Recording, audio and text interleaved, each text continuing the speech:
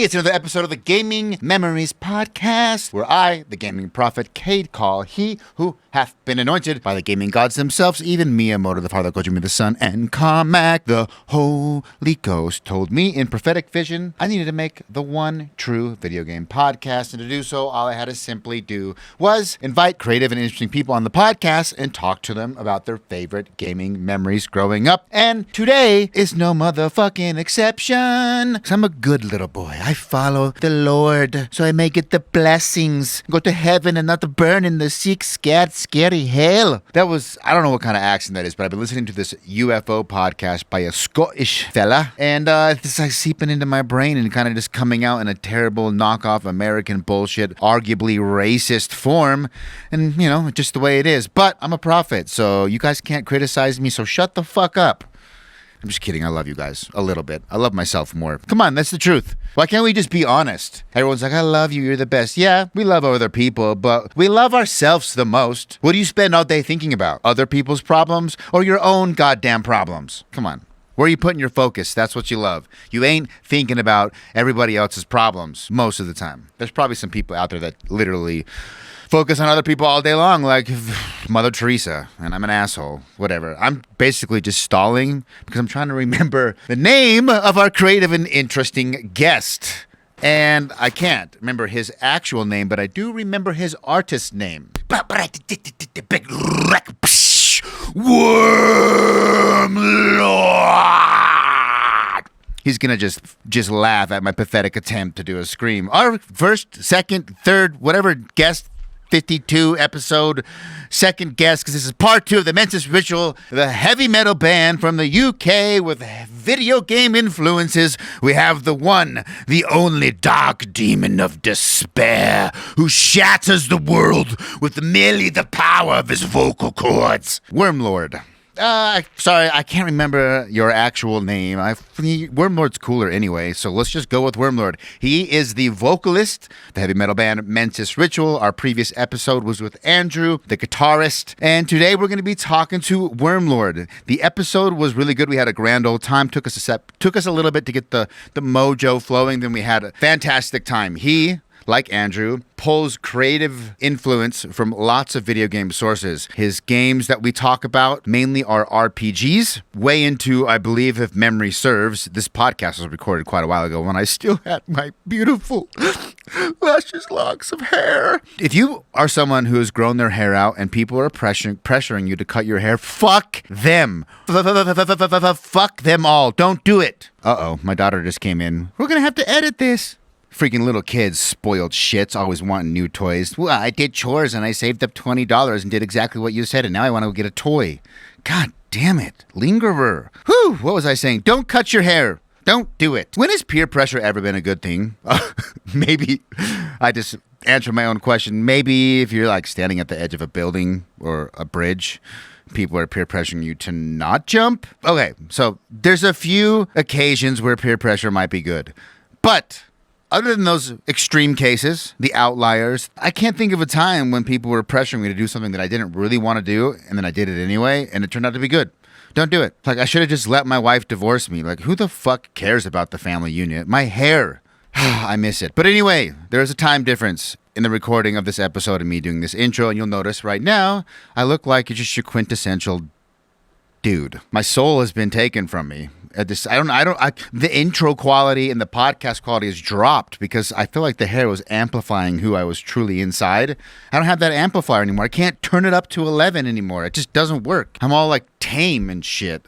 Anyway, we talk about RPGs. I'm just fucking bummed myself out, which means I bummed you guys out. You feel that? Do you feel that? I feel the vibe drop. I'm bummed out. I wish I really would have just stuck to my guns. Maintained my character, had a backbone. If I would have been listening to more heavy metal like the Mensis Ritual, maybe I would have put my foot in the sand, threw my staff down like Gandalf and say, "You shall not pass!" That's what I imagine doing jiu-jitsu when people trying to pass my guard. I'm fucking Gandalf. Assholes. Anyway, Wormlord is badass. He likes really deep, legitimate RPGs, I would say, which I'm a big RPG nut. So we get off on that. We talk a lot about vocals. I picked his brain on how one actually makes the vocal cords sound distorted and turn yourself into a living, breathing demon. It's a skill I wish I had. Maybe my kids would listen to me, just freaking bust out the Mensis Ritual voice on them. It'd be like the voice, if you've ever read The Preacher gets the power of God's voice, and his superpower is he can use what's called the voice, and people have to do what he says. I kind of always imagined that the voice, even though the comic book describes it different, I would replace the comic book's description. There's also an AMC TV show that does it like 50% justice. You could check that out. But I always envisioned that voice to being like the low guttural style of metal singing. Maybe not mid or high, but like the really low. Because there's guys out there that can enunciate in a way that you still understand the words, but their voice sounds completely unnatural. I suspected that there was more than just your standard EQ and compression going on with heavy metal vocals. I thought sort of one of the industry secrets would have been people using subtle distortions and other effects to make the voice sound that badass that weren't, and it wasn't actually humanly possible to make your voice sound like in a natural fashion. I was wrong. I was just flat out wrong. I mean, there's the regular stuff, compression, EQ, that you have to do in a mixing phase to make a song sound balanced and good on any set of speakers that it's played on. But other than that, there's not a whole lot going on, at least in the case of the Mensis Ritual. So Wormlord is a super talented metal screamer, from what I understand. I'm not way deep into the talent pool, but he seems legit to me, and he's a hardcore gamer, and their first album was all about Dark Souls. Well, heavily inspired by Dark Souls, and we talk about that. We talk about his lyrics, how he pulls the inspiration. I won't spoil it, if he's doing like direct lore stuff or more thematic stuff. And then their band name, for those who are Bloodborne educated, Mensis Ritual is part of the Bloodborne lore. And then their next album, which we talk about extensively, is going to be called Canaanite or Canaanite. I don't remember the exact way to pronounce it. I think he pronounced it Canaanite, and maybe the UK pronounces it different, because when I grew up learning about Canaanites in religious settings in church, we pronounced it Canaanite, but I'm pretty sure he called it Canaanite. Either way, it's one of those two. You'll find it. It's coming out most likely this year. Single coming soon. Pretty close to the time of this podcast going live. The single should be coming out. If it is out, I will put the link to that in the podcast description. Of course, all the other applicable links will be in the description as well. Make sure to check out Mensis Ritual. New album coming out, all about Grendel. We talk about that, the Beowulf poem. And video games galore. RPGs. Dude is legit gamer. 100% legit gamer. He hath been officially endorsed by the gaming gods themselves, featured on the one true gaming podcast, the Gaming Memories Podcast. Make sure to like, share, spread the good news of the gaming gospel. Ye shall be blessed. I say these things in the name of Miyamoto the Father, Kojima the Son, and Carmack the Holy Ghost. Amen, and enjoy the show.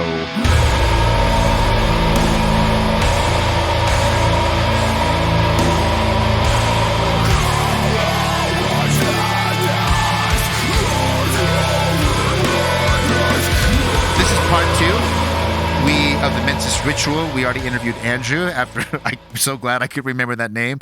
5th try. I'm so sorry, Andrew. I'm too high. I interviewed too many people. I just think in my mind, actually, I think of him as Mensis Ritual, the name. That stuck with me. But I think of the Riff Man, because he just puts out these riffs all the time, and they're all good. He's like a riff machine. He's an animal. An animal. He's an animal. Like I'll tell you about this guy, right? Because me and Andrew have known each other for a long time. We became friends at college. I'm not sure what the equivalent thing is. By college, I don't mean university. The bit before university, like 16 to 18. That's when we became friends. Oh, okay. And that's high school for us. Okay, so that's when we met. I had been playing guitar for less than a year when I met him, and he was already, even at that age, like 16. He was like so far ahead of everybody else in terms of like, the kids that played metal, this guy was just on a completely different plane. And he's very, very good guitarist. I connected with him, not to say that I am that good, equivalent good. He's better than me at guitar than I am at the drums, but we connected on a little bit of like a sad bro level, because I went for drumming. I played in a bunch of bands, produced my own music, did a record label, did all that shit all the way until about 30. And I threw in the towel, and I was like, I gotta like make some money. Like this is not working, and I'm making a little bit of money. I'm paying my bills, but I remember one day after playing like a short tour with a guy that I felt was kind of where I was trying to get to, and I got to open for him. And I was starting to make the move up, but I really got to see some of the other dudes that had, in my mind, had made it. And I kind of got to see where they're at, and I realized like even where they're at, they're not that safe. The lifespan of a musician, especially in the electronic world, is very short or can be short. And thinking like, God damn, dude. And I made like, between all the producing, the recording, my costs, the time, I made like $5 an hour over the last like 6 months or whatever it is, right? I mean, yeah. I mean, for me, so I had a quite a different trajectory, right? I went to university, I got my degree. I was like playing guitar the whole time. Maybe like halfway through university, I started like dipping my toes in with vocals. But I wasn't in bands or touring or anything. I just kind of, I got my degree, joined the workforce, and then about age 23, I started to write music and started to like get to a place where my skills were like clicking into place. And since then, the goal really has just been to make the music that I want to make.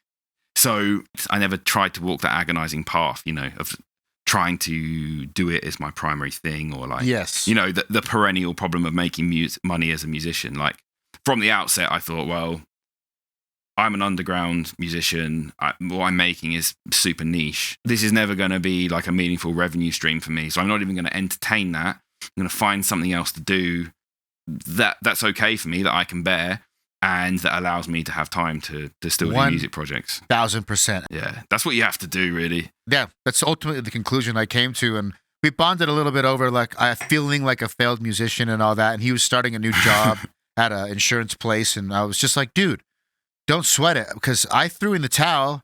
But I had the specific goal of like, I'm going to get financially free, and then I'll come back to music, and it won't matter. It won't matter. Like, it just won't matter. And then it took me about 7 years, and then that happened.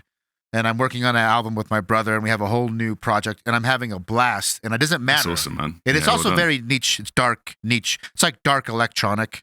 Okay. Yeah. Do you know who Lorne is by chance, or Snakes of Russia, or anyone? No, in that I'm not really realm? familiar with that genre. Although one of the other bands I'm in, one of my bandmates there, he makes dark electronic music as well. Okay. So I the best way to describe it is either the term Blade Runner beats, so like cinematic sci-fi, but like that sounds slow. cool. Yeah. Snakes of Russia uses the term death beats. I like a lot, but that in my mind infers more of like a death metal or thrash metal, that's not what it is. That term is not always landed for me, although he's made it work. He's a great brand. And then I've heard some people call it like just cinematic beats, because it's more like it's like a movie soundtrack with a beat on it, like a dark. Like very ambient. It's heavy. I get what you're talking about, and I probably would like it. A lot of metalheads, like Snakes of Russia, a lot of the guys that are big in the scene are previous metal drummers or guitarists. That doesn't surprise me at all. And then they kind of turned to this like dark, drony, ambient, sort of chilled out version of metal, like slower, like more drone metal, and but like electronic. I don't know. You might like it. I get that kind of stuff. It's coming from a similar place, isn't it? It's a cousin. Yeah, I think it's a cousin. Yeah. But I wanted to say the reason I found you guys, we talked a lot about TikTok and how awesome TikTok is for a new, like how to get a niche artist. Like this podcast and my personality and the way I do the podcast, even my clips are like retro indie games. It's a very niche part of video games. Yeah. And then I'm always talking about aliens and death metal and rock and roll. And it's like not very many people. It's like a mix. But TikTok can find people that like it better than any other platform. And we were talking about, he came across my page as like just like a riff, like Rate My Riff, one of his videos. And I loved like prog and a lot of metal licks. And I'm like, God damn, this guy has good riffs. And then I saw the Mensis Ritual was the name. And immediately I was like, what, do I know that term? Like, oh my God, that's a Bloodborne. And we started talking. And then he says, dude, we just released an album and it's all about fucking Dark Souls. And man, I like looked at this. I looked at him, dude. The Chinese must be spying on everything about my life, because like, how did they know I would want like a Bloodborne Dark Souls metal album? That's so niche. But TikTok found it for me, and I put your guys' shit on. Drove to jiu-jitsu, and I sat in the car and was like late because I finished the whole album. I was like, I'm just gonna sit and finish it. Yeah. And I think it was track 4. I brought it up. I told him a specific timestamp, and he said, "Yeah, that's the heaviest part of the album." And I remember I was getting on the on ramp on the freeway. I literally said I sat back and I was like, Jesus Christ, this is heavy. Like I was in awe. Damn, dude. So you guys, thank you, you guys go hard in the paint. Yeah, man, and like the new material is crazy, dude. The new material is really crazy. Like as I was saying to you before we started recording, new single coming very, very soon. Literally yesterday, finished tracking all the vocals. We've got some guest vocals on there as well from another band I'm in, a black metal band called Archierephant. The vocalist from Archierephant came with me, and he's got like a section of the song, and he's done some layers. And that's the first time I've had an opportunity to like layer my voice up with another vocalist. It's been really, really fun. Nice. And it's just like, I think Andrew's really, with the new material, Andrew's really found his like groove, like really honed in on like a distinctive Mensis Ritual sound. It's substantively different, to be fair, from the first EP. Well, yeah, that's why it stuck out, even the Rate My Riff videos. Because I will say, sorry to interrupt you, but this speaks to how cool you guys are, and this is my pitch for listeners.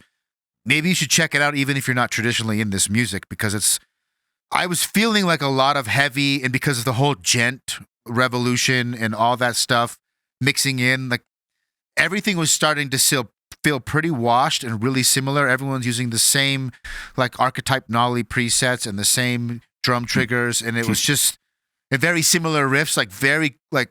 I don't mind derivative work because all music is derivative, but like the smaller, to some extent, yeah. Smaller and the derivatives were like smaller and smaller increments, and it started feeling washed. Apart from there's some acts I really like. Loathe. I don't know if you're familiar with Loathe. They mix. Yeah, I am familiar with Loathe. Yeah, that's a UK band. They mix like even pop in, and they somehow make it work.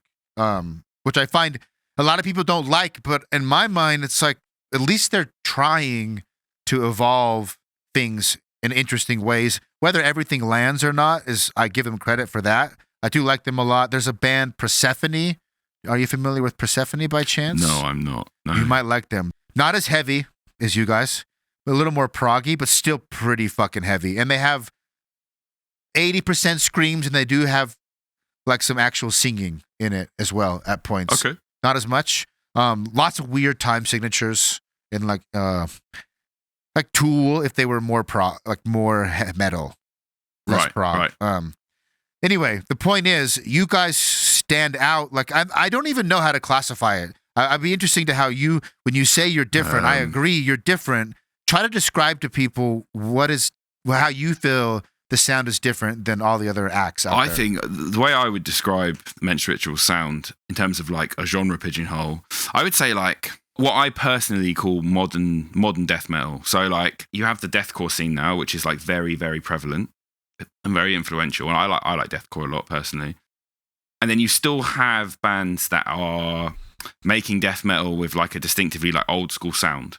And I like that stuff as well, you know. There's also bands that kind of like it's deathcore, but it's not quite got all the motifs of deathcore. It's trying to think of some other examples. There's a UK band, a quite small UK band called Abhorrent Decimation. I would say they fit quite nicely into that category. Did you say Bone and Decimation? Abhorrent Decimation. I like that. I don't think they're active anymore, but their last album, The Pardoner, I fucking loved it. Like, was a great album for me. Or like bands like Fit for an Autopsy as well. Okay. Kind of walk that line. Like they're lumped in with deathcore, but actually, if you listen to Fit for an Autopsy, there's a lot of elements there that are not really stock deathcore elements. Like, for example, their vocalist, he stays a lot in like the mid-range. He does dip into the low and occasionally into the high, but he stays a lot in the mid-range, which would be more of like a metalcore approach. But he still sounds like he belongs in a death metal record. So yeah, that's where I'd put Mensis Ritual. I mean, the new this is a cliche thing to say, right? But the new material is heavier. The new single is really, really heavy, and the vocals are quite different. Like, they're a lot more dynamic than the vocals in the first EP. There's a lot more going on. I've tried a few things out and just like learned a lot, I guess, from the process, and got a lot better in the intervening years, I guess. I'm fascinated one, by how the vocals and all this type of music are even done. It seems impossible. Or I also want to talk to you about the fact that the album's all about Dark Souls and Dark Souls lore, and it is a video game podcast. But I want to spend a little bit of time on the vocals because I think this is something I'm relatively new at, so forgive me for any sort of ignorance on the subject matter. No, not at all. I love talking about vocals, man. But I've seen like a handful of influencers doing like tutorials on how to do different type of screams. Yeah. And so I noticed you said you broke it down to, this is all terminology that's kind of new to me, so probably new to the listeners. But you said so-and-so, the band you were referencing, is sort of the mid to low range. I've seen people talk about that, different screams. This one's a high, and they'll reference some guy. He's more of a high screamer, and people associate different screams with different types of metal. So for the uninitiated, can you kind of give us a breakdown and sort of explain all that terminology as you understand it? So the example I was giving was I was talking about the American band Fit for an Autopsy. Okay. Will Putney's band. And their vocalists, so they would typically get lumped in as a deathcore band, and they have a lot of deathcore elements. But the element I was talking specifically about was, if you think of like, obviously like with any kind of singing or vocals, right? You've got like the lower part of the range, the middle part of the range, and the upper part of the range. And we all know like the highs and the lows. But then of course you have the mids, like literally what sits in the middle, which is kind of, for most people, is the easiest type of vocal to start doing. Is a mid, like you're sitting in the middle of the range. It's like, you know, the easier notes to sing, right, are in the middle. But that's not to say that doing really good mids is necessarily easier than anything else vocally. Typically speaking, deathcore tends to go with extremes, so it tends to move between very low and very high. Okay, because you said, I think amongst that you said, so-and-so sounds like he belongs in an XYZ band. Yeah. So what I'm interested in is, what type of vocals are generally associated with what type of metals? Because I don't understand all that. Okay. And I keep hearing people talk. I'm starting to get it, but it's like, okay, because I'll hear like, a lot of X metal has a lot of highs. But you just said deathcore is the extremes. It mixes top and low. Correct? So deathcore is a very, very interesting genre to me, because deathcore has revolutionized metal vocals.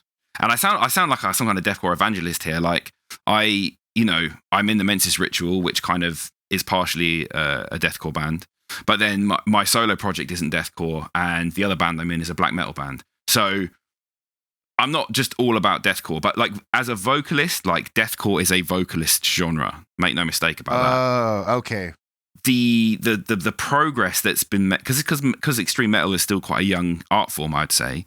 The progress that's been made in my lifetime, like in terms of when I started listening to metal as a teenager to now, I'm 30 now, so much has changed in the vocal game. Like the standards have gone up, like literally exponentially, like so much. What passed for good vocals in 2008 is really not what passes for good vocals now, in terms of certainly deathcore, where vocals really matter and where it's kind of the rock star genre for vocalists, if you like. So vocalists really are like flexing their muscles and doing showing off like a lot of different things. What are the extreme possibilities of the human vocal cords?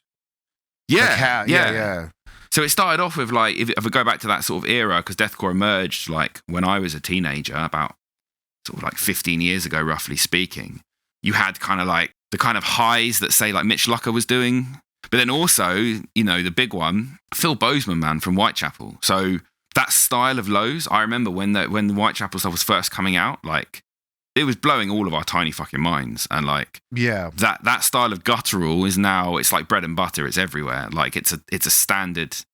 Like you can't really call yourself a deathcore vocalist if you can't do that kind of guttural, right? I mean, generally speaking. But at the time, he was doing something new. Like it's substantively different to your typical death metal lows, like something like a Cannibal Corpse low.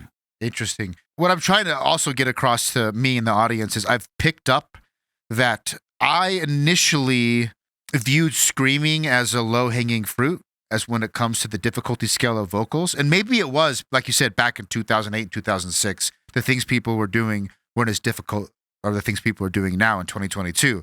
But I carried that with me, and it wasn't until I started seeing videos of people doing tutorials on how to do certain screams and sort of naming people and genreifying them. That's how I got exposed to all these labels. And then realizing like, holy shit, dude, these people are training. Like they're training like athletes. They're practicing just as many hours as the dude on the guitar to get their vocal cords to make these insane. It's like I realized like, oh, this goes just as deep as beatboxing, which is another genre. Like if you look at beatboxers in 2008 to the shit people are doing now, I see these videos. I'm like, how is that humanly possible to make? How? It is like you've hit on an important point there. Like, so I would say, being someone that also plays guitar, I think getting good at vocals is easier than getting good at guitar. Okay. I think it takes less time to get good at vocals, but it still takes a long time. There's still those elements of it, just like with any craft. There's those elements of it where no matter how much you practice, you still need time to pass. You still need to. You can't force it. You can't just be like, I'm going to practice 8 hours a day and then, it's going to happen quicker. Like you need to let the years pass as you work on it. But I think vocals is probably easier to get to a really high level with than guitar is. Is that because especially your particular niche? I'm thinking like it's still, like you said, a young art form. Maybe it's like the early days of the UFC where guys could come in and be champion with just like boxing and wrestling. Where today, that's not even going to get you probably into the UFC. Sure. Is that why you think it's less difficult? Or do you think, or maybe also, is it just an easier skill to learn than playing guitar? I think on balance, it probably is an easier skill to learn with a big asterisk, which is what I mean is if you want to get it to the highest levels, to get it like really proficient, maybe this is idiosyncratic, maybe this is me personally, but I've personally found it less difficult to get my vocals where I want them than to get my guitar playing where I want it. Having said that, they're fundamentally different because, for example, like when I said when we were teenagers and Andrew was just fucking crazy good at guitar when he was 16, how did he get that good? Well, he played like 6 hours a day. And you can't do that for like 4 years or something. This is what I'm saying is like, imagine practicing vocals 6 hours a day. So it's fundamentally different in that sense because you are doing something demanding with your body. The trick with vocals is little and often. So you want to practice for like, with vocals, especially if you've got something, let's say I've got recording coming up, right? I'm going to practice for 20, maybe 30 minutes a day, and I'm going to take the odd day off. So if I was trying to really improve my guitar playing, like if I was trying to become a shredder, I'd need to practice more than that. I'd need to practice like a couple of hours a day. Yeah. But vocals is fundamentally different. Like the thing I always compare it to when people ask these kind of questions is like, I've done quite a lot of weightlifting as well. And like, it's very similar to weightlifting. You don't push yourself further than you know you can go. You have to be realistic about what you can do. You build it up gradually. And if you have a break, you can't expect to go back and straight away be doing what you were doing before. I've recently started playing a lot more guitar again after a long break, and within a couple of sessions, it's kind of like riding a bike. You're sort of back where you were, but because of the physical element, the vocals, like I say, it's more like weightlifting. It's sort of, if I've had a few weeks off and I start again, I'm not going to go in thinking I'm going to be able to do what I can do at my pinnacle. It's going to take me a couple of weeks. Yes. Or at least a week of these regular practice. Just like if I took a break from the gym, I'm not going to go in and try and bench what was my max before when I was training regularly. It's just pure hubris. I'm going to hurt myself, Yes, and you're going to get hurt. That's the thing. People think with extreme metal vocals, that must be hurting you. Like, it genuinely, it does not have to. Like, there's very, very sustainable, safe ways of doing very good extreme metal vocals. As long as you don't push it, right? But at the same time, as much as that's possible, it's also incredibly easy to hurt yourself. Incredibly easy. And a lot of people do. A lot of people used to back in the day when there was less knowledge flying around. And especially on tours, man. People destroy their voices on tours. I can only imagine. It seems stressful to me. Yeah, well, it would permanently hurt you. And then it's also going to degrade your ability to do the art. If you sustain an injury that then permanently impacts the performance of your vocal cords, then maybe you can't actually hit that low forever. Or that high, or whatever. Yeah. Highs is where it's at. Like people, the thing that tends to happen is people's highs, like that will degenerate as they get older. Mm. Yeah. Like I think talking about sort of like the modern trends in deathcore, the current sort of real rock stars in deathcore, the rock star vocalists. They're all pretty young, generally. And like, I do wonder kind of the bar they've set for themselves with like touring and stuff. It's going to be like a full-time job to manage their voices, because like the stuff that those guys are doing is extremely demanding. I've heard, just from less extreme forms of music, right? Just rock and roll, hip hop, whatever. People who tour constantly and aren't doing those extreme vocals have a hard time maintaining. They have to have a system and a regimen to maintain their vocals, and they have vocal problems and they have issues, and they're not even pushing them as hard as what these guys are doing. So that makes total sense to me. If they're not, you can't just do that over and over. It seems like a lot of anxiety to me, and I know from certain people I've spoken to that touring as a metal vocalist can be very stressful. Yeah, I don't know if you've ever seen like footage or been there live for a show where a metal vocalist isn't performing or like is losing their voice. It's tough, man. It's hard to watch. So I was just gonna say, I don't know. Obviously, I'm not as deep into the genre as you, and so I can't hear the same things you hear.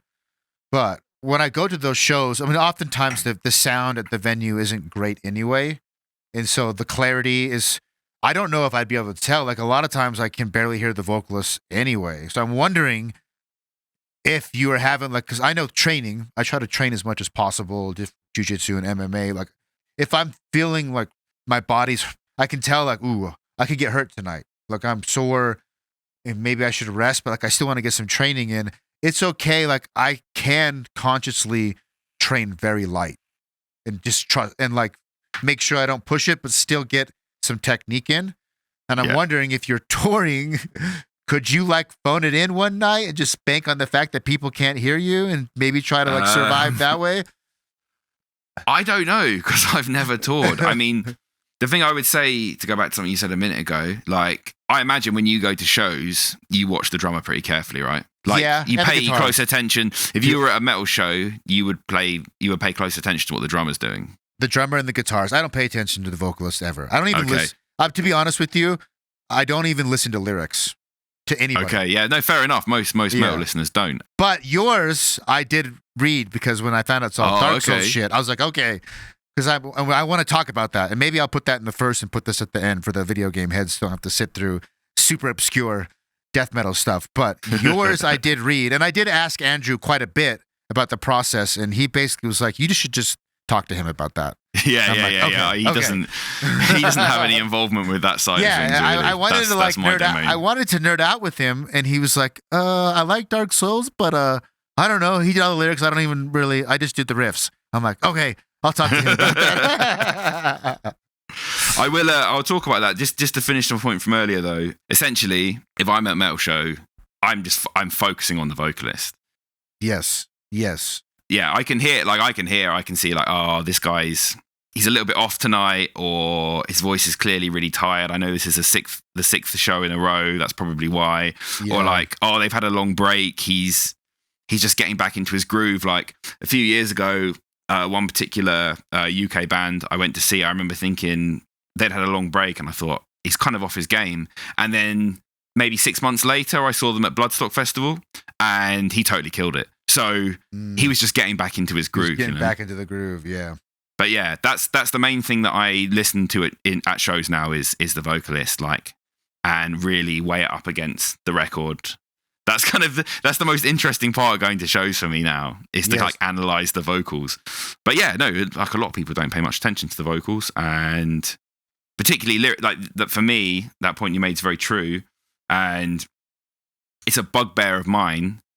Not necessarily a bugbear, because I understand why people don't pay much attention to the lyrics, because the lyrics aren't very accessible. They aren't accessible. I do pay attention to, like, I think of metal vocals as almost like a rhythmic texture instrument. It is. It's a fundamentally different thing to singing. Yes. But I personally really care about lyrics. So there's quite a low bar for lyrics in metal in general because of that aspect, because objectively they're not that important. Like, you can get big and successful as an extreme metal band with really bad lyrics if the vocalist is good technically, if the tone is good. Yeah. So But lyrics for me are important, and so I put a lot of care into my own lyrics. And I want to talk about it. That's what I want to spend most of the time talking about. Yeah. Okay, yeah, let's do that then. Go for it, mate. I think that's good because I started paying. So he told me it was all Dark Souls related or generally themed. What he did tell me was that, because I started kind of probing to kind of see what he knew about the lyrics and connect it to lore. And he said that you took a more thematic approach. It wasn't like you were directly writing about characters or the situation, but you were trying to capture the theme of different aspects of Dark Souls. Yeah, the lyrics aren't very literal. Okay. And I don't really deal in literal lyrics on any of my projects. Yeah, like you said, you had a look at them, right? Yes, but it was when I first listened to them. So let's pull them up. I'd be interested to see what, as somebody that's clearly very familiar with Dark Souls and Dark Souls lore, I'd be interested to see what your response was to those lyrics, like what you gleaned from them, essentially. I'm doing an album with my brother, and he's taking the same approach. And I remember feeling the same way about yours. It's less like you're telling a story and more like you're painting a picture. Yes. That's how I would describe it. So the lyrics on Lordship are all. It's really the source material I'm drawing from is the dark path you can take in Dark Souls 1 and 3. So I love all three Dark Souls games. Like I've played through all of them many times. Obviously. I think that. Of course, yeah. I'd hope so. Two's kind of doing its own thing. As a video game, 2 may well be actually my favorite of the series. But yeah, I know. But in terms of atmosphere and thematic content, 1 and 3 are in a totally different league. And 3 is very much the spiritual successor to 1. That's obviously not a contentious position. A lot of people have pointed that out. They're kind of parallel. And so like I was drawing from both to kind of tell the same story, because it is the same story. Yes. And particularly the multiple endings in Dark Souls 3, the Lord of Hollows storyline, the Lord of Hollows ending. I think there's 3 different dark endings, but that one for me was easily the best. And it's kind of like a massive expansion on the themes of the dark path in Dark Souls 1. So I kind of combined some of this. You'll see lyrics on that record that directly reference 1 sometimes, directly reference 3 sometimes. But I'm taking it and I'm transforming it into something new. So I'm not constraining myself. I'm just combining the 2, and then also adding in my own symbolic inferences. Because Dark Souls has these very sort of like, the story's quite hidden. You don't necessarily need to engage with the story element to enjoy the games. But because of the way they're presented, right? They're quite archetypal stories. They're not like character-based stories. It's mythology, really. That's yes. Keep going, please. I'm in agreement. All in agreement. The focus of the Lordship record, I guess, ultimately was, it was about telling that story, the symbolic inferences I made out of that, but then also like the existential element of what the motivations might be for the undead that it is choosing to change the world in that way, or like walk that path, make those decisions, like why they would make those decisions. You know what I love about I'm gonna read some of them just for the audience to kind of get an idea.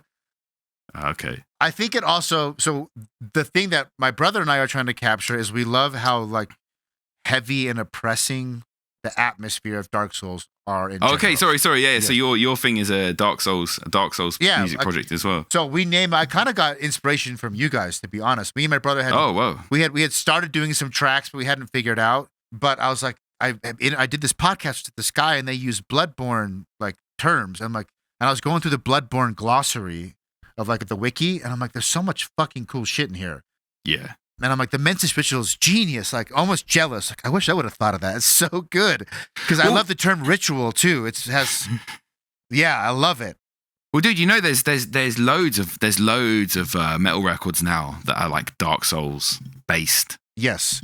And there wasn't that many. When we set out to do this project, there wasn't that many. But because it took us so long to get the first EP out, by then there was loads. There was loads out. We're trying to we're more expanding of just like taking references. And my brother's doing all the lyrics and he's the vocals.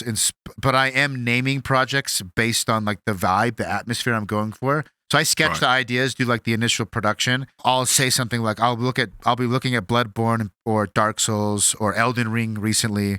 Like I really love the boss in Elden Ring, Makalith. He's like towards the end. I've only just started Elden Ring, man. Okay, he's I've badass. Only just started it. He's badass. Yeah. I'm literally like 2 sessions in. I'm like level 14. Haven't killed a boss yet. Damn.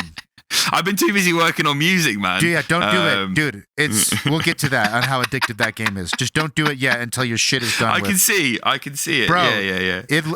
I'm a fairly moderately disciplined person. I've been consistently my whole life. Elden Ring fucked me up, dude. It's fucked up a lot of people, man. That's why I kind of held off. That's why I only got it 2 days ago. It is hard to not play and think about. It sucks you in. And anyway, I blitzed it for like basically 4 weeks, like a month. Luckily I have a fair amount of freedom in my life, and my wife knows my sort of tendencies, and she knows Dark Souls shit is a big deal, and my brother bond over it. My brother took a week off PTO for Elden Ring, and it was so like funny. I was planning on a week, but it took me a month to get through, and yeah, it was bad. My kids were like, "Why don't you play with us anymore?" Like, I was like, "I gotta get through it, dude. I swear, I gotta get it out. I'm already too deep. I can't stop now. I gotta finish it." It's long. Yeah, your kids can just watch you play Elden Ring, mate. It's fine. They do that sometimes. That's not their thing. They're like princesses. They're like girl shit. Elden Ring's too. But anyway, I forgot where I was going. What were we talking about? God, you got me going about Elden Ring. We were going all over the place there, man. We were talking about music projects, and then I think Elden Ring coming up was the chief thing that derailed it. Yeah. I was doing a similar thing. It's not Dark Souls related, but lifting sort of aesthetics and ideas and terminology from video games and video game universes that are dark and kind of what I like. And so that I name all my projects that, and then what my brother does is he'll, like if I named a project Peshmerga, which is like this dark knight hellbent on revenge in this super obscure nerdy JRPG called Suikoden 2. But his whole aesthetic is he's not necessarily a bad guy, but he has taken part and done bad things to get power, to get revenge on somebody who hurt him, and that, but he doesn't hurt like innocent people. He journeyed into the darkness to get revenge, but he's actually a good person. He doesn't use his power to hurt anyone, only for revenge. Sounds like an anime plot, man. Yeah. Exactly. So my brother like wrote this whole sort of, or he calls it like more like painting a picture of someone like doing a ritual and going and like taking part in some sort of occult sacrifice for power, but his motivations are kind of pure in a way. And so he'll just like take that aesthetic, even though he wasn't familiar with the game at all. But I sent him the Wikipedia article of like the character. Like he did a bunch of research on the character, and everything sort of falls into that dark, oppressive aesthetic thematically. And then we just curate like different other pieces of medium, games, movies, music that all have that tone. And then we like make a shared document, and then we just draw from it for inspiration. And Dark Souls is in there a lot because Dark Souls is awesome. Yeah, man. Dark Souls is such a cultural moment. Like, talk about like just defining video games. Like video games, if you were watching a documentary about the development of video games and like video game history, and you were watching it in like 20 years time, Dark Souls would be in there. You know what I mean? Like it would be in there. For me, I think it would be in there alongside, the big staples. It would be. Well, it definitely is now because Elden Ring really broke through to the mainstream. It did. Yeah. 100%. And so Dark Souls will probably, Demon Souls, From Software has made like a bajillion games, but. So to clarify, I've played the 3 Dark Souls games, and now I'm playing Elden Ring. So. You didn't play Bloodborne. No. This is the thing, right? So I'm a big Lovecraft reader. I've read probably 95% of Lovecraft's work, and I also love Souls. So obviously I want to play Bloodborne, but I've never had a PlayStation. Oh. So I'm just waiting. You know what, mate? You know what? This is a personal gripe, man. But like, how have we got to a place in 2022 when God of War has a PC release, but Bloodborne does not have a PC release? Like, that doesn't make any fucking sense. And Bloodborne has been rumored to have a PC release forever. Free money. It's free money. It's free. Dude, you could... I don't want them to do this, but you could do a pretty bare bones port Make your Yeah, money. you could do a Dark Souls 1 original Dark Souls 1 on Steam, fucking port where the FPS is unacceptable and it doesn't even work. And you just let rely someone in the on community someone in the community make a patch 2 days later. That's exactly what I was And I'd still be grateful for it. I'd still be grateful for it. Exactly. I was going to say that same shit. Like, I don't want them to do this, but you could just phone this in and let the community fix it for you, because we will do it. Not me, but the community. Other people. Yeah. And I delve deep into mods and emulators, and I will always rant and rave about like all the you play retro games, don't you? So yeah, you're gonna and need I like those to emulators, fuck with retro games. And there are people out there, obviously for free, just out of the love of a certain franchise or a certain game. For example, right now, PS1 emulation semi-recently just got the ability to do texture swapping, where you can like dump the textures from the game, replace them with custom textures. And so what a lot of people are doing is they're pulling all the textures from games and then running them through AI upscalers. This one called Earthscan, which is run by NVIDIA, and then putting them back into the game. So you can and then you can run the games at modern resolutions with like FPS patches with these emulators. And you can basically do DIY remasters that are as good as anything like official studios are putting out, especially for like PS1 era remasters. Like the new Chrono Cross Switch remaster is not better than what you can do just with emulation right now in the community. It's better. The community does a better job for a lot of these things. And I think with Bloodborne and obviously with Dark Souls 1, both Dark Souls 1 and Prepare to Die Edition, the modding scene is insane. There's so much cool shit. So much cool shit. Like, did you see the Remass Tester mod that puts Halo guns into Dark Souls 1? Oh my God, it's ludicrous. No, I didn't. I've not done a lot of modding of Dark Souls, but I'm also a very big Elder Scrolls fan. So that's also another scene. That's where most of my modding has happened. Yeah, well, that's the most modded game in history by far. Modding Skyrim and modding Morrowind. Yeah. And like Skyrim is the most modded game in history without a fucking doubt. Yeah. So have you played all the Elder Scrolls, like all the way from what was before Morrowind? I can't remember. Was there one? Well, there's Arena and Daggerfall. That's 1 and 2. Okay. And I haven't played them. Like I've watched quite a bit of Daggerfall gameplay, and there's ways to mod up Daggerfall to play it now. I tell you what it is, man. Tell me what you think about this. Like, I think whenever you start playing video games, whatever age you are when you start playing video games, in whatever year it is, something happens where your brain creates like a baseline, and it's very difficult to go back to like access and appreciate things from before your baseline, if that makes sense. Yeah. Especially when we're talking about the really fucking primordial games from like, the 90s or maybe even the 80s and stuff. So I started playing Morrowind when I was 11 years old. I had played video games a bit before that, but this was my first RPG, and I really got into it in a way I hadn't got into other video games before, and I became like an RPG fan. And like Morrowind, to me, is just when 3D graphics started to look acceptable. So if you look even a couple of years before Morrowind, you've got shit like Thief 2, and I look at that and it's like fucking origami figures. It's awful. But to me, Morrowind is fine. But actually, to someone born in the year 2000, Morrowind is not fine at all. They look at Morrowind the same way I look at Thief 2. Probably the same way I'd look at the original fucking Doom. So they don't want to play that. But to me, to go back and play Morrowind or to play something like Knights of the Old Republic, something from a similar year, is acceptable. Even though, like, objectively... You're 100% objectively, right. The graphics are fucking garbage, But you're 100% right. My experience is the same. Like, I started with the NES, and the truth is, anything pre-NES, I'll have guests on, and they'll recommend games, and I might try them for a video or two, but I don't. I only play games pre-NES for the sake of the podcast for a video, just for putting content. I don't really enjoy them. It's a curiosity. It's a curiosity thing, but but I would also say there's actually one other factor on top of that really sets your baseline. So your baseline number one is what is the level you first experienced, but it's also what is the level during the most magical time of your like psychological development, emotional development, which is precisely, I would say 11 to 18, 11 to 17. Yeah. Whatever blows your mind from 11 to 18 is going to set your taste, like sort of the foundation of your tastes and your personality and like your consumption and your aesthetics and all that stuff, that's the time when media and music and movies hit you in a way that they just will. Occasionally you can be hit like that as an adult if it's a really compelling piece of art. But that's why we all seek nostalgia, because things don't hit the way they hit when you're 11 to 18. They just don't.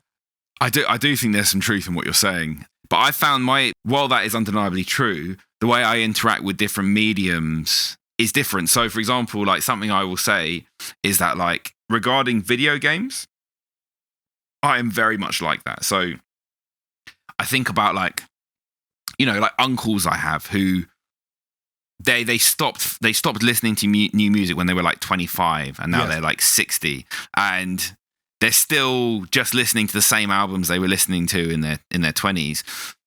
To a large extent, that's kind of what I'm like with video games. Like, I play way too many games from like 2002 to 2005. Yes. And I have very like curmudgeonly opinions about most of what comes out these days, with the occasional exception, like a FromSoft game where I'm like, all right, let me tuck right in. This is going to be sick. But other than that, most of what comes out nowadays, I'm not interested in. Actually, before I started playing Elden Ring a couple of days ago, all I've been playing for about 6 months is Morrowind. But I'm not like that with music. I'm still very much, and have been pretty much the whole way through, consistently discovering new stuff with music. And I would say, on the whole, the stuff that I like that's come out in the last few years, I think is more exciting than the stuff that I liked when I was a teenager. And some of that I still think is good, but I think a lot of the newer stuff is better. So I have a different relationship with the music than I have. That's a very good point. As you were speaking, I've realized I'm similar in the sense of my video game taste is a little more old man-ish. I do try probably more new games than you on average a year. It's not hard to try more new games than me, but not a ton. I would say there's probably 2 games a year that are new that really get me, like God of War on PS4 when it came out. That was a new game that classic. Yeah. That hit me. Last of Us 2, Last of Us 1 were big ones that I got into, but there might be one every year or one every other year that becomes a new landmark game. It's the cream of the crop, really, isn't it? The cream Stuff of the like crop. God of War really compelling and Last art. of Us, Yeah, or then the rest of the time I'm just either curiosity looking at retro stuff from an era that does feel magical to me, because it was magical.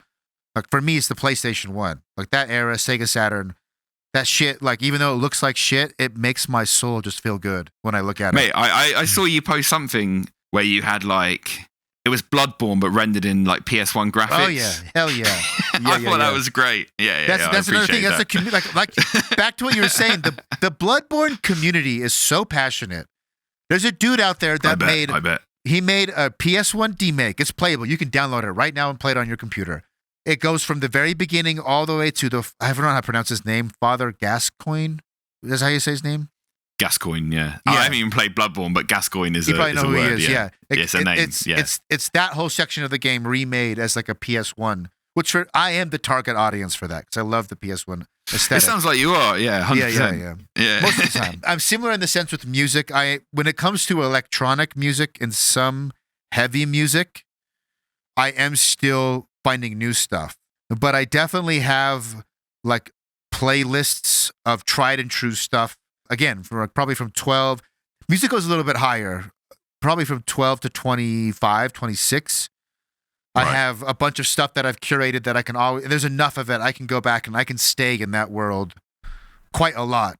But with heavy music, this sort of the electronic music that I'm into, I'm constantly finding new shit. Like, I'm in that small section. Yeah. And this comes back to the point we were talking about earlier about like the struggles of if you're going to try and like make a living off of niche music and this kind of stuff. Yeah. It's a double-edged sword, right? Because it's never been harder to make a living as a musician, but also as a music consumer, the selection has never been better. Yes. The quality's better too, overall, I think. Yeah, the quality is better. And I think if Andrew was as good as he is in 1970, he would be on the Rock and Hall of Fame. I could tell how good he is from his videos and what you were saying, and how good he was at 16. Like, there are a few dudes that can sit and consistently put 6 hours a day into an instrument. It's a very small selection of young people that have the focus to do that. I don't think he's doing that anymore. No, but he did. Yeah. He did it. He reminded me He definitely did it. I put from like 11 to 18 in drums, like 7 years. I put in fucking time, like more than anybody I knew. And I got pretty good. And then it trailed off after that because I just didn't have the confidence I could do anything with it. But I sensed that in him. And I think he's much better at guitar than I am at drums. But I think guys like him, in 1970, if you put that sort of time in, you had maybe like a 1 in 1,000 odds of like getting noticed. Whereas in 2022, you can really put the work in, and it's still like finding a needle in a haystack. I mean, there are tools to get your name out there and market, TikTok being one of them. Well, in 2022, you can get noticed, and it doesn't matter. You're still not going to make a living. That's what I'm trying to say. Even if you get noticed, but it's like it doesn't have the same like reward financially and fame wise. Fame has become decentralized. Like there's no more superstars, but there's stars in niches. Yeah, it's the perfect. That is the perfect adjective for it. It's become decentralized. Yeah. So it's like you look at the sort of the iconic, really big, old metal bands, extreme metal bands like Metallica or Slayer or whatever. No one is coming up to replace them. You see these increasingly old men like headlining festivals.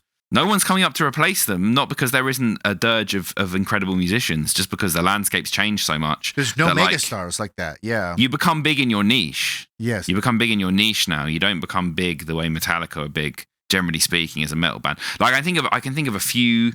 I can think of like, for example, in the UK, right, the band Architects. I think I know who that is. Architects. I would say Architects, off the top of my head, Architects are the biggest UK band that I would say are legitimately like an extreme metal band. Okay. I'm sure the guys in Architects are making a good living, like maybe even a better than average living, but they're not getting rich the way Kiss were getting rich. No. You know? Yes. It's just a different game, man. And like I say, for me, to try and make my living off of this stuff just has never even looked a little bit like an option. Yeah. Which frees me up. I'm not stressed about it. It's like, I'm going to create the art that I want to create. Yep. And in the meantime, I have to make a living. Yes. And that is what it is. And actually, it's fine. Or you can scheme your way into what it takes to make a living. It requires less and less of your time, which is the goal I've been working at. And then you can spend your time doing art and hobbies, and it may go somewhere, it may not. But it just really, really doesn't matter. Well, this is a very good point you make, but the work that I do and the skill set I have is like soft skills. It's social. It requires time. It's not the kind of thing you can, you see these like, I've seen these people chatting on Reddit like, oh yeah, during lockdown, they do some IT type job from home. And during lockdown, they got like 3 jobs because they realized they could like make it efficient and do the day's work in like 2 or 3 hours. And then they can do 3 jobs. Now you're on 100K. The kind of work that I do, that's not an option to do that. What do you do, if you don't mind me asking? I work in education in what is called an alternate provision. I basically work with kids, like teenagers, that have been expelled from school. Oh, okay. My brother did for a long time, it sounds similar. He worked with kids. I don't know if they were specifically expelled, but they were basically sent to this program where, because they were troubled for whatever reason or acting out for whatever reason, he would run like a nature thing where like they would make him go like extreme camping, like 6 months. That sounds awesome, man. That sounds sick. Yeah. He swears by it. He swears that like it didn't work for everybody, obviously. No, I think that would be good. I think that would be good. He said that the success rate was pretty good. I don't remember exactly what he said, but they would just make the kids deal with natural consequences. Like if you don't, like, we're not going to tell you what to do, but you're out here, you're stuck with us. If you want to eat dinner, you got to hike from this point to that point and make your own fire. If you don't want to do it, you don't want to make your fire, then you can be cold. Like no one is forcing you to do anything. You have to deal with the situation you're in. And he said for like, I want to say he said maybe slightly over half of the kids, it worked. Yeah, I imagine it would. Yeah. I imagine that would be effective. So I think that's a really commendable. I mean, those kind of programs are important. I think that's a commendable. I've always done kind of like people-based work and vocational kind of work. I like that, but then also again, that doesn't doesn't yield much financial reward, and there's no real way to like meta game it. Yeah, there's not a yeah. Yeah. Well, even those companies, it's like it's not a business model that like this Wall Street's going to be really interested in. Well, money is where money's made. Yes, and it's as simple as that. Yeah. To an extent, people doing vocational work, people working the kind of jobs you do through the state, you're always like, to an extent, you're going to get taken the piss out of, because it's just like what you do doesn't generate any wealth. And because it's vocational, it's inherently motivating. So it's like if somebody's doing a job where they're essentially like dealing with data and numbers and spreadsheets and whatever all day, like to most people, that's not inherently motivating. So you need to give them a decent financial reward. But those kind of things tend to make money, so you can give them a decent financial reward. That's a really good point.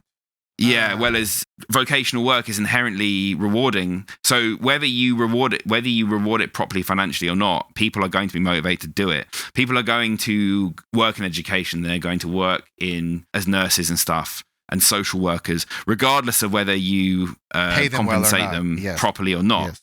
But that, again, that is, that's not necessarily me griping. Like, I've accepted that is what it is. And I've still made the decision that that's what I'm going to do. In fact, I don't really feel like that decision is particularly within my power. It wasn't something I consciously did. It's just what happened. It's what happened, yeah. Just like making the art is just what happened. So I just go with it and trust it's going somewhere, Do you ever have is it ever an appropriate time that you get to scream at a kid? Because goddamn, I bet you could scream. Like, if I was 14 and you hit me with a guttural demon scream because I was acting out and told me to give me 20 push-ups, yes, sir. Like, I would. You know what, mate? Most of the kids I work with, they don't even know about the music. They don't know what I can do. Yeah. They're all into this style of music called drill. Oh, okay. Yeah. I just thought, or maybe a drill sergeant. You could be a really good drill sergeant, I bet. Get in some dude's face and just hit him with some demon screams. I know I'm off topic, but the image came into my mind because I remember asking Andrew specifically about your vocals. I didn't know anything about it, and I asked him, the episode's not out yet, but I said, like, so how much processing goes in to, like, making a voice sound like that? Because I was almost suspicious. I'd never talked to anyone that does those extreme vocals, minus a few creating videos. I was suspicious it was like not even possible to get that sound naturally. And he's like, I don't think we do that much processing. It pretty much comes like that. Yeah, this is something that a lot of people that don't know about vocals think, which is a very understandable thing to think, which is to assume that there is some kind of electronic layer there that's creating the level of distortion or like certain compression and EQ, whatever. Yeah, there isn't. It's like, okay, so if you are a sound engineer and you're mixing an extreme metal record, you're gonna like apply compression and you're gonna EQ the vocals and you're gonna put a bit of reverb on them, which is exactly what you're going to do with clean singing as well, with anything. Yes. So there's no more processing on the metal vocals than there is on any other kind of vocals. What it is just the technique to make those sounds, or the techniques you can use to make those sounds, are still relatively niche. And it's kind of like there's so many other skills you could use as a parallel. Like, I can't really play chess. If I watch a chess master win a match, I can't really appreciate what I'm seeing. Like, I don't really understand how he's doing it. And it's the same. It's the same thing. Like, I'm using my body. I'm using a technique. Like, so that the main. You might have heard these phrases before. People talk about like false chord and fry screams. Yes. What are those? Explain those for us. As best as I can explain them, those are kind of the two core techniques that metal vocalists use. I don't do fry. I only do false chord. I don't really know how to. Well, I do know how to do fry. I haven't put the time into like developing it because it's like a totally separate thing. But when you do I can only really talk with authority about false chord vocals. But when you do false chord vocals, so in your throat you have the vocal cords, and then you have these flaps of skin that sit on top, and those are called the false chords, and they're there to protect the vocal cords because your vocal cords are quite delicate. Okay. And when you use the false chord, like a false chord scream, you don't engage your vocal cords. So you're pushing the air up from the diaphragm the same way a singer is. And then you are using the false cords in your throat, which are like these flaps. They're like flapping around, creating the distortion. And the other muscles in your throat, you can kind of train them to constrict in certain ways, or you can manipulate them in certain ways. And then another huge part of the tone is how you shape your mouth. So a lot of the time, I'm not even engaging my vocal cords at all, which is why it sounds absolutely nothing like my talking voice, because it isn't my voice. It is not. Is literally not my voice. Let me interject you. So make sure I'm understanding. So I understand that I can visualize how air getting pushed by flaps could create a distortion sound, right? Yeah. But you're saying you're constricting your throat muscles to create a tone sort of similar to, say, when you blow at the top of like a soda can or a soda bottle, and you can and it can make a sound depending it's on. It's like have you ever heard those like Mongolian throat singers? Yes. Yeah. It's like that but distorted. Okay. It's like a sigh. I'm just trying to wrap my mind around, if your vocal cords are not being engaged, aside from the sound of the air getting pushed through, where is the sound coming from? Is it the resonance of the air moving through your it's throat? The resonance. So it's like, if you imagine, right, if you were to like exhale and breathe out air, you could still get like, there's still like a sound. It's quiet, but there's still a sound which is not your voice. Yes. That is the sound of the exhalation. And then you can create distortion. You could push the air out with a solid core, with more like controlled force from the diaphragm, like, which is the breath control. And then you could be distorting that with your throat and with your mouth. Can you feel like, do you have the ability to sense or can influence the actual flaps, or is it just they naturally flap with the air goes it's through? Like, you know how singers often talk about like visualization. Yes. Yeah, you have to use visualization because you can't see the inside of your throat. Are you getting like physical, even though you're visualizing it, are you getting like feedback from your body, like sense, like can you feel the flaps and kind of where they're at and what type of distortion? No. You can't feel it? No, it's just you develop an intuition for it. Okay. You develop an intuition for it, and then, yeah, you just kind of, I think in terms of like learning the core technique to do vocals doesn't take that long. Like, if I think back to when I first started doing vocals, within like 6 months, I had like, what to me probably wouldn't sound that good to me now, but to me at the time, what sounded like a decent mid growl and guttural I could do. But then it took a lot of years to really mold that into something that I could fully control and start to like really manipulate. And most of that real manipulation goes on in how you shape your mouth. The mouth, okay. Yeah, that's a really big one. But you just develop an instinct for it because it's fully physical. It's your body. It's intuitive. Yes. And this, instruments are intuitive as well, right? You spend enough time behind a drum kit or enough time with a guitar in your hands, like you don't have to think about what you're doing. You can just do it. It's like that, really, except, it has that added element, like I was mentioning earlier, where you have to manage your body. You have to listen to your body. I have a suspicion that the amount of air or lung capacity it takes to sustain a scream is significantly higher than a regular singing voice. I don't think so. You don't think so? I don't think so. I think, if anything, it might even it might even run the other way. You'd be surprised once you've got the technique down and you're practicing regularly. You should be developing good breath control. And once you've got good breath control, like, you can keep a stable scream that doesn't change. You can do it for ages.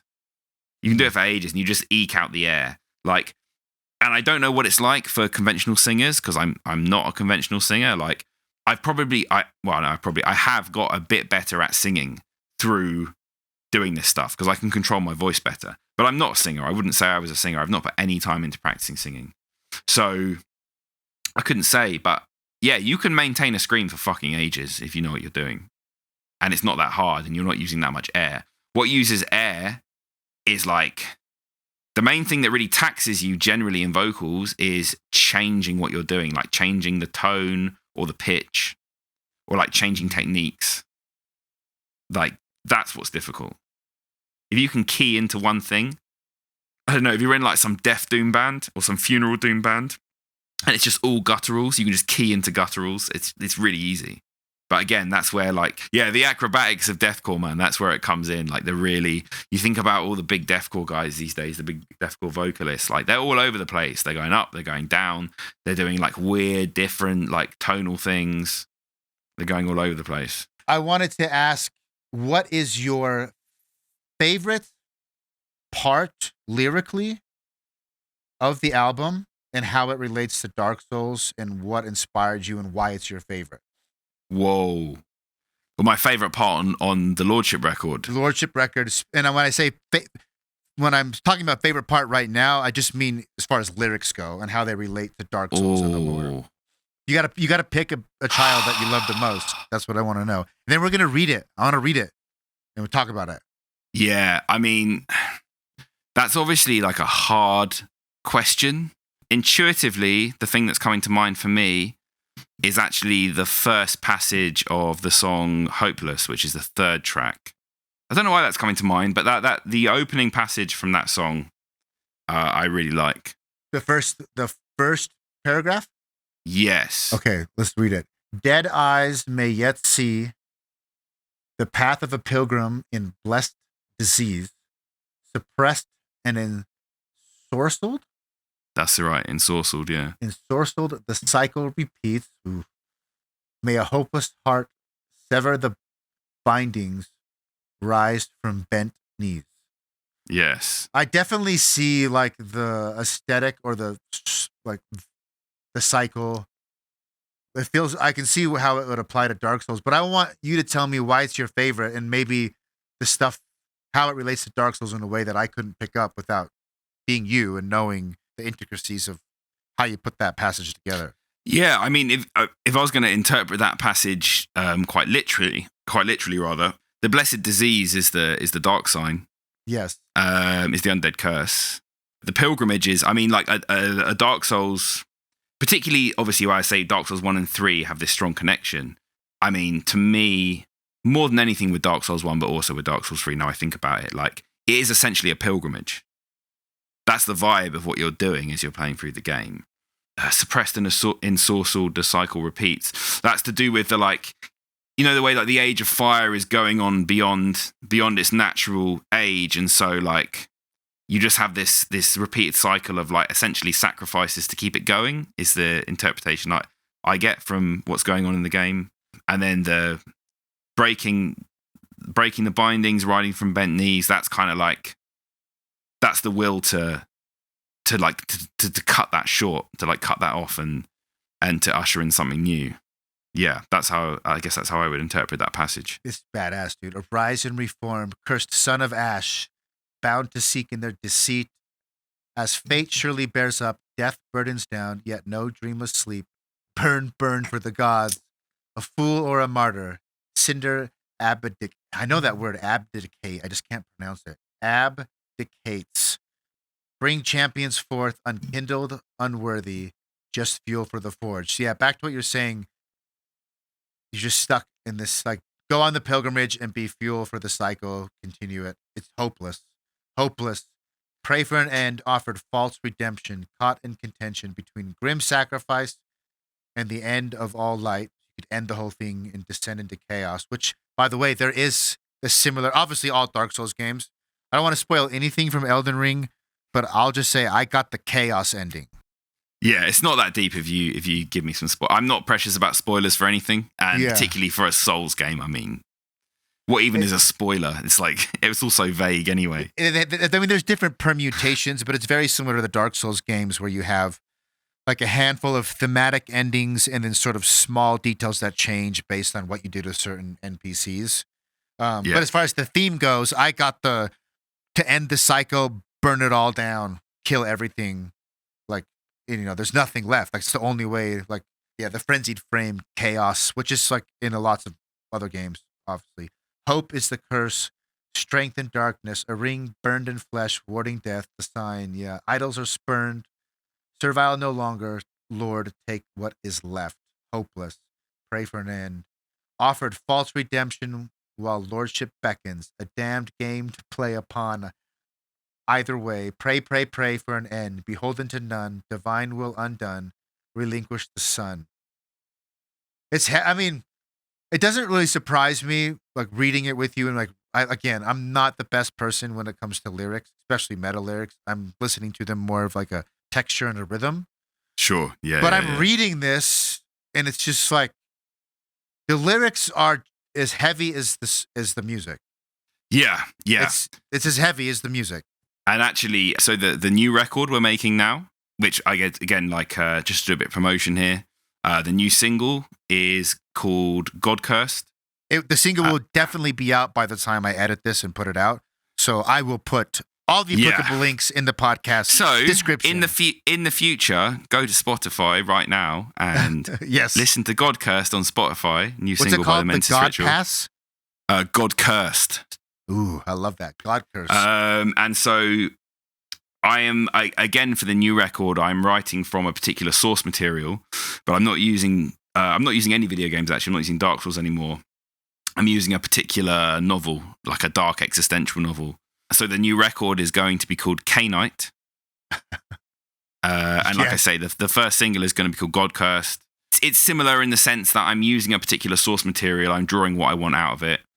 And the themes, I guess, they're not that different. I've really been enjoying the process of using a piece of literature, actually, as the inspiration. What's the source in literature that you're referencing? So the book that I'm using is called Grendel. Grendel. Isn't that the old Norse myth? Yeah. So Grendel is the first monster that Beowulf kills in the Beowulf. Yes, he's the first monster of Beowulf. Yeah. Yeah. But there is I don't know any other books this guy's written, actually. I've never read any of his other books, but this guy John Gardner, he wrote this sort of like dark, existential, philosophy-heavy kind of novel called Grendel, which is all like from the perspective of the monster. And to me, it's just a really fascinating piece of literature, and it like perfectly combines two things I love, which is like existential, philosophy-heavy literature with dark fantasy together mixed in.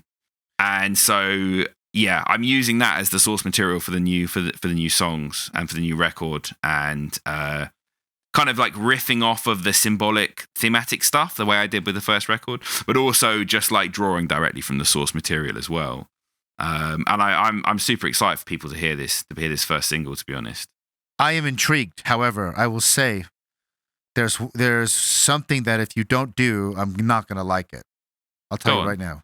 If you don't talk about a super hot, topless demon Angelina Jolie, then I'm going to be super pissed because, woo, it's one of my favorite scenes. And she's like, well, listen, dude.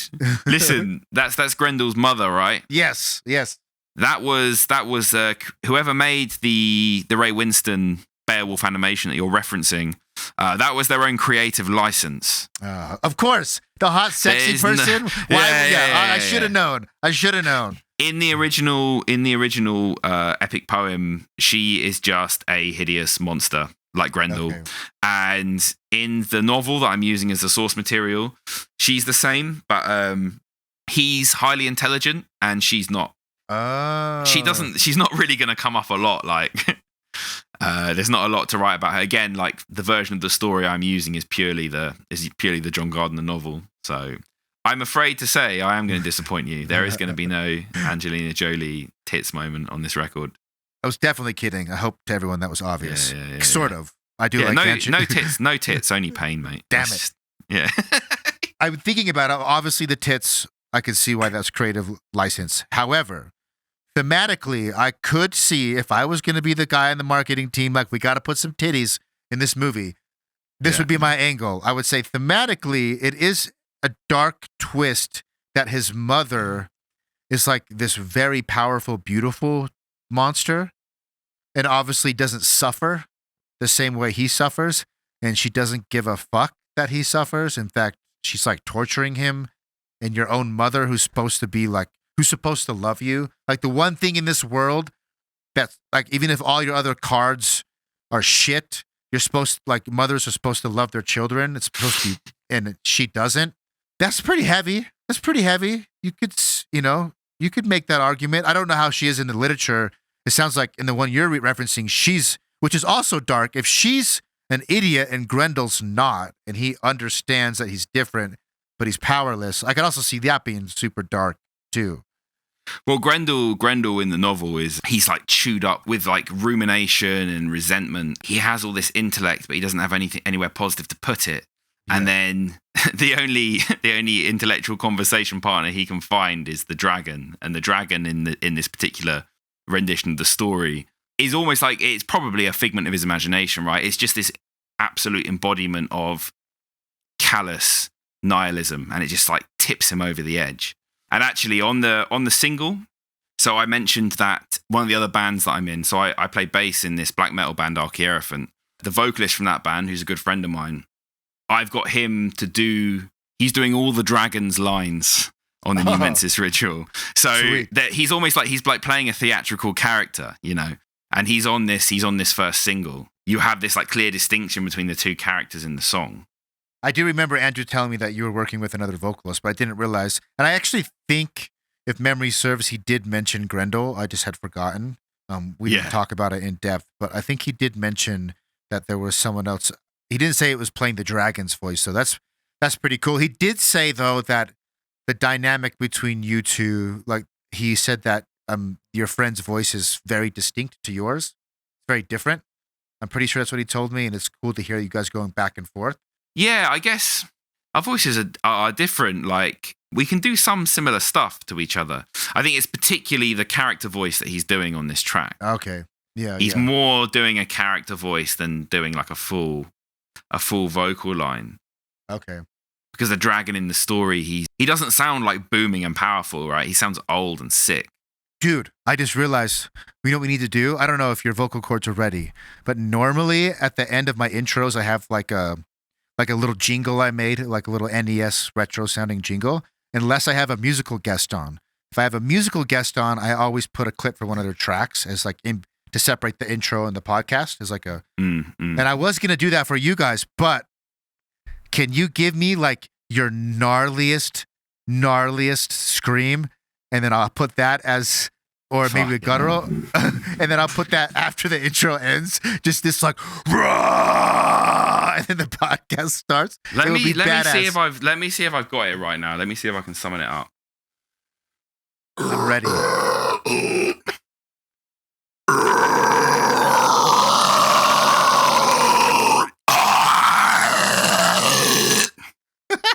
How's that? That's pretty epic. It sounds on a Zoom call or Google Hangouts call. It does sound processed a little bit. Even then, like, I know you're doing it for real, but there is kind of like a buzz to it that I thought maybe in the mix phase people were adding like slight distortion or warmth through like tubes or something. The processing's happening in here, mate. The processing's happening in here. I mean, I also know there's probably most likely range. Like any genre of music, you're going to have more raw styles of production and you're going to have more polished sort of studio magic styles. And I bet in your genre, I'm not as well versed. I know decent amount of just like regular metal and kind of more pedestrian stuff. But in deathcore, are there like hyper produced people that maybe do more electronic stuff with their vocals, but it's obvious like that's the style? You don't. It's what you mean, kind of like some kind of equivalent of auto tune, let's say. Yeah, maybe. Yeah. Not that I'm aware of. Okay. You know, you have like deathcore is typically more produced than say modern black metal or modern people that are making death metal with more of an old school sound.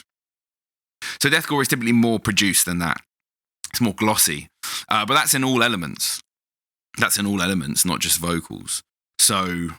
No, there's not really, as far as I know, there's not really an equivalent. And there probably is. There probably is some way that if you're like crap at vocals, you could put some effect on and I'm wondering beef it out a little bit. But aesthetically, maybe even do it to the point where it's obvious, right, that it's not natural. Yeah, I get that. Like run it through a distortion pedal or like play with filters and like maybe like mix electronic with heavy death vocal. That's something I've actually thought about. I was going to ask you maybe after the show, but we'll just talk about it. I was wondering if you either have some ready or I could send you some electronic tracks. I was thinking of taking like a deathcore scream and like reverbing it out and using it as like the back pad for like some sort of heavy bass line. You know how like a lot of times in like heavy metal choruses, you'll have sort of like a pad that's just like wind. It's like a single note drone. It's very Sure. like it's a pure reverb and it kind of just fills the space in the back. And I was like, man, it would sound so heavy if like the back of some heavy beat was built out of just like the most guttural demon scream. But it, it's electronic music, so it's going to be processed. And Well, all that I mean, shit. I wouldn't mind doing that for you if you wanted Yeah, me to some other time, like send you some, just like send you some like elongated yeah, screams that you could then do something with. That Yes. really wouldn't be a lot of skin off my nose. That would be like 5 minutes of my time. So. yeah. If you already have someone handy, just send them my way. I'd like to I experiment. with don't, them. but I don't mind doing that for you, man. If you want that, I can do that. That's not a Yeah, I big deal. have this distortion pedal called the Necromancer. It's like this sick. sort of boutique distortion pedal, and one called the Thunder. The Thunder is really known for like a very warm sort of tape, subtle fuzz. Right. And I really want to run some vocals through that, and then I want to run them through this Empress reverb, which is my favorite reverb. Then you sidechain it, and you can create some like really cool spaces. But I think they would have, instead of it being like regular synth pads, I think the texture of it being like a scream will subtly just make it so much more gnarly. I want to try it and see what happens. That would be rad, man. Yeah, that would be rad. If you use it, you can just credit the Wormlord. Oh, Man. 100%. Yeah, we'll figure something out. I mean, this is a new project with my brother and I. I will market it with the podcast and my previous production names, which do still have like, it might get some traction, but I mean, it's just going to go on the internet and be super niche and whatever, right? Yeah. It's just going to do its thing. Yeah. But yeah, we'll definitely, maybe we'll turn some ears to the Mensis Ritual, hopefully. I've definitely reposted a bunch of your shit. When Andrew has a particularly good riff, I'll try to repost it. Yeah. Some of his riffs, man. Some of his riffs are just like, Some of his riffs. yeah, damn. You could live off that, mate. It's like a big dinner. It's great. Yeah. Yeah, and he said he programs the drums himself, which Yeah. I'm like, dude, That's standard, bro. They sound fine to me. I mean, he was kind of like, I program drums. Everyone that, Yes. that makes their own Yeah. metal. well, dude, programs even their if own you drums. even if you record them, they just get swapped out with the same samples because in order to get that really heavy sound, I don't know as much about production. My brother's a really good engineer, and he's explained some of this to me. But you only have so much space in the frequency spectrum. Yeah. In order to make things sound certain loud, there can be no fat, like no fat at all. Everything has to be carved out and placed in the right spot. And drums are very hard to record, but people have gone and recorded the best samples in the best studios, and modern metal engineers have kind of figured out like these drums are perfect and they sit perfectly where they need to be in order to make everything as big and as loud and have the space for the guitars and vocals. And so when it comes to most metal heavy music, even if they have a drummer that plays them, 90% of it gets triggered. The samples get triggered or swapped out with like usually Steven Slate digital drums or tuned drummers, or that there's some like pretty popular, yeah. And he programs them just as good as a real drummer would. I re-listened to it after we had our interview and was trying to listen for like, did he program anything that maybe isn't physically possible to actually play? Like you would need an extra limb. That is a trap sometimes that guitarists fall into when they're programming drums. Yeah. And but I didn't hear anything. I didn't hear anything that was just like that is obvious. I mean, when I listen to that type of music, really when I'm listening to that type of music, I'm listening to one thing. I'm listening to the riff.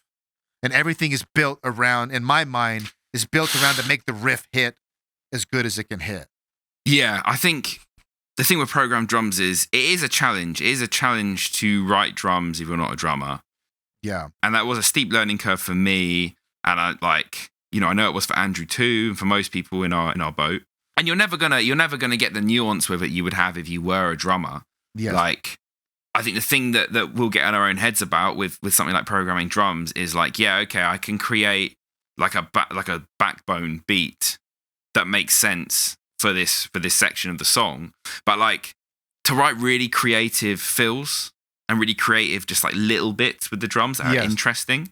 If you're not a drummer, some people are still very talented at doing that, but I think if you've no experience of playing the drums, which I don't, it's hard. That's quite hard to do. And so like, I would love to have a drummer to like go over the stuff that I write and like add in some interesting creative fills or whatever. But what do you guys program the drums in? What do you use? I have a pretty antiquated system. I tab the drums out in Guitar Pro, and then I drop them in, and I use Superior Drummer. And I actually think Andrew does the same thing. Well, Superior Drummer is the standard. Yeah. And then I'm wondering, because I think I don't have Superior Drummer, but I've thought about getting it because I've thought about creating a side project where I try to make metal, but just with synths. Like, what if I just ran synths through like distortion? Oh, you could do it. Yeah. Yeah. Anyway, I'm wondering, and maybe we could trade if you're going to hook me up with some vocals. I think you could just send me the MIDI of Superior Drummer, and I could plug it into just Ableton has some similar like drum sample libraries. I won't hear the exact same sample, but I'll be able to hear the programming and like the velocity and all that stuff. And I think I could like tweak it and send it back, and you could put it right back into Superior Drummer. I think. I'm not 100% sure, but that might be possible. It'd be fun. All right, well, we'll talk about that, man. We'll talk about that. Maybe. Listen, mate, it's getting towards midnight here. I'm feeling myself starting to flag a little bit, so I might need to. You're starting to fade. I am starting to fade, bro. It's okay. I'm starting to fade. It's okay. Yeah. Let's talk one more thing before we end. Go on. What is, maybe it is in Dark Souls, but what is your favorite gaming memory or your favorite moment you've ever experienced in video games for whatever reason? Oh, Jesus Christ. So you know what? It's a weirdly personal question, isn't it? It is. It's normally, I almost end all podcasts with that question. Normally I start with what is your first video game, but we just started going off the rails. It's fine. It is a personal question, and it's. I can tell you what the most recent. You know, occasionally, and maybe this is slightly skewed by the fact that like I've always been like an RPG guy, and I particularly like playing RPGs, and they offer a certain kind of experience. But where you occasionally get an experience with a video game that really stays with you, like again, like, this is what you're asking me, isn't it? You know, a profound memory of like, damn, that was really. It's like reading a really good book. It's like that's really affected me. You know, exactly. One of my favorite games of all time is Knights of the Old Republic 2. And a couple of years ago, I did a playthrough of that game. I hadn't played it for years. Did a playthrough of that game, where obviously that game, as of its era, had a very binary like light and dark morality system, right? But the storyline in KOTOR 2 is explicitly very grey, which is at odds with the mechanics, because you get the better mechanics by specializing into light or dark. But the actual writing is far beyond that kind of moral binary and encourages you to engage in the space between. So I did a playthrough where I didn't pay any attention to my light and dark meters. I just took the decisions. I made like a build that I knew would be good enough no matter which way I ended up swinging. And I made the decisions that I wanted to make at every step of the way and really engage with it as an RPG. And like somehow I ended up staying grey right in the middle. Like sometimes I swang a little bit light, a little bit dark, but always came back into the middle. And it allowed me to really engage with the themes in that game, which are quite deep. It's a very ambitious game, and it misses the mark sometimes, but I think it hits more often than it misses. And I just had a really, really satisfying RPG experience with playing that, to the point where, because it was so good, in the intervening couple of years, I've thought, oh, should I play it again? And I'm like, I can't play it again. It's never going to be as good as it was a couple of years ago. Like, you know, when you have like a peak playthrough of a game that's got a lot to offer, and you're like, I don't even want to touch it now because it's never going to get better than that. You know, that was the best I could get out of that game. And so I didn't have the most powerful character by the end, but I definitely had a very, very memorable role-playing game experience. So yeah, I would say that. That's a very interesting way to replay a game, which I have done. And I think you bring up a good point in that when you play a lot of these games with the mechanics tied to choices, oftentimes you may not make the choice you want to make because you're worried about having the most functional build or having the most damage or whatever. I haven't played KOTOR 2, unfortunately, and I know it's legendary. I tried one multiple times. I've tried to go back and play it. I missed it when it came out. This is the point we were making earlier, right? Yeah, and if you missed it when it first came out, it's like, yeah, exactly. I can't. But everyone tells me 2 is far superior and a better experience mechanically. I did replay the Mass Effect trilogy when it came out, re-released, the remastered. And Same here. Last year, I did the same thing, bro. Yeah, I love that trilogy. I don't know how deep that system compares to KOTOR 2 because I haven't played it, but I had already played through all the Mass Effects multiple times, and I did the same thing. I'm like, I know I can beat the game regardless of how far Paragon or Rebel I go or whatever, and I'm not gonna try to like look up what choices keep so and so alive to get the best ending and all that shit. I'm just gonna play it and do what I think I would do if I was I did the same thing. I did the same thing when I replayed Mass Effect last year with the re-release. But I didn't finish 3, so I didn't actually finish it. I finished 1 and 2 and probably about a third of 3.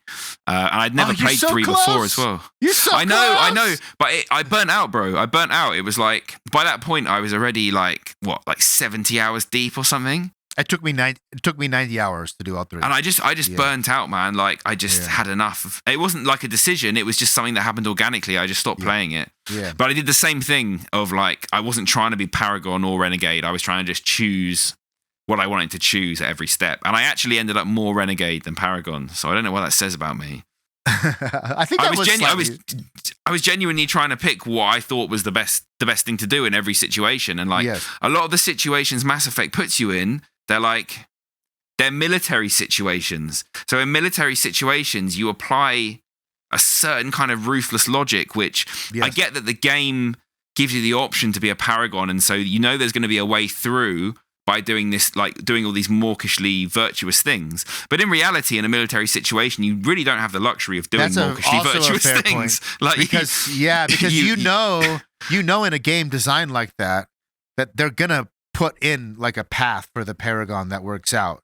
But if you're being honest with yourself, if you really were put in that situation and you didn't know that this was like a pre-made scenario, it would be more logical to take the Renegade option. But when you're playing a game, you know that they've got to make a path for both, and that kind of messes with your logic. Exactly. But it's like, for me, a lot of the time, good paths in RPGs that have that binary, like they're just selling you a dream, man. It's like, I want something that connects to real experience, and like, so rarely can you just like choose something that just perfectly works out so that it's the best for everybody. Like, the choice that always comes to mind for me with the context of Mass Effect here is like the decision in Mass Effect 1 regarding the Rachni Queen. And you're like, I do get the logic behind the Paragon option being to let the Rachni Queen go and let it live. But like, if you were an actual military operator, on what fucking planet would you let that thing live? Like, obviously you would destroy it. Like, there's so many variables of bad things that can happen if you let it go. Yes. Why on earth would you do that? And I know within the cotton wool of the game, it ends up coming around to benefit you in Mass Effect 3. Yes. Yeah, but like, if I'm in that moment as Commander Shepard in Mass Effect 1, on what planet am I going to let that thing live, really? Like, just take its word for it. Literally take its word for it and let it go. Well, also, and take its word for it and disregard the previous actions of the Rachni invasion, which was really bad. And I think to your point about knowing, like not thinking of mechanics, a lot of times when I think of situations like that, I'm like, okay, yeah, but is she going to give me like some super awesome weapon later if I let her live? Like, that's what will go through my head. Yeah, and exactly. I'm not actually thinking about the situation. I'm also thinking about the game design and the mechanics. If you're not thinking about that, no, you don't let her live. Hell no. You ice her. It's interesting that I feel like that was a phase for RPGs as a genre, the like light dark morality systems, and they've kind of, that phase has been and gone. Like, even another really, really good RPG, Dragon Age Origins, the first Dragon Age game in like 2009, they completely did away with a good bad morality system. And they built really complex, interesting moral dilemmas into that game. And there was no mechanical benefit beyond, like, obviously, I do this, I'm going to get more money. There was no mechanical benefit to being good or evil. Yes. That was a great game. That was really good as an RPG, that game. And I feel like since then, RPGs haven't necessarily followed. I mean, it was like Fable, Knights of the Old Republic, and then Mass Effect. Those were like the big ones that did that. Yes. it seems cool on the surface, but really it's limited. Like even in the original alignment system concept is from Dungeons and Dragons. Well, even in current Dungeons and Dragons now, they're phasing out alignment as a concept. Like it's more restraining than it is. It restrains you more than it facilitates roleplay, really. Yeah, it's much more interesting to play your character, choose what you want, and then almost after the fact assess, well, what kind of person am I here? Like, how am I actually behaving? Like, are the things I'm doing good or bad? I like Witcher 3. I don't know if you played that. Did good. I didn't play very much of it. I didn't really get on with The Witcher 3. The combat is sort of hit and miss with lots of people. Whether you like the combat system or not is going to be a big deal. But when it comes to moral dilemmas, the game is one of the best at creating. I know it is. Yeah. That's why I wanted to play it. But I tell you what it is. I can tell The Witcher 3 is a great game and completely deserves all the accolades it's got. And it does have that really great storytelling element. It also has this unmistakable feeling of what a lot of modern games have that I don't like, which is it still has that feeling of like a Ubisoft open world game or like an MMO. Yeah, it does that for sure. And that's like when I was saying earlier about kind of like my disagreement with modern games. That's a big part of what it is. It's just that vibe. That vibe. Like I like a handcrafted, tightly knit RPG. That's why you can't, dude. You cannot touch Elden Ring until you're ready. I'm telling you, dude, it's gonna end your life. From talking to you more, Elden Ring is the next level at handcrafted open world design. This is what I'm hearing, man. This is what I'm hearing. And they took the bar and put it in a rocket launcher, gave everyone else the fucking middle finger and said, this is the new standard when it comes to open world map design and like being custom and not that Ubisoft feel. That slice of game design, they knocked it. They're the best. It's the new standard. It is the new standard. Yeah, this is what I'm hearing, man. Yeah, and you're hearing correctly. But I did want to, maybe the one thing you could pull from Witcher 3, you don't have to play it to experience it, but it's something that I think future game designers should do about dealing with the binary system and dealing with moral grays, is instead of having your choices tied to anything mechanical or like even the narration, the end of the story is going to be the same. The equipment, your spells, all that shit is untied to your choices. But your choices do affect the state of the world. Meaning, yeah, that's nice. I like that. Yeah. So it's like if you, like for example, there's a moral dilemma where you find, similar to the Arachne Queen, you find this demon that's been like encased underground in like this ritual, and you can let the demon go or not. And like everything in The Witcher, both choices have really bad outcomes. You're damned if you do.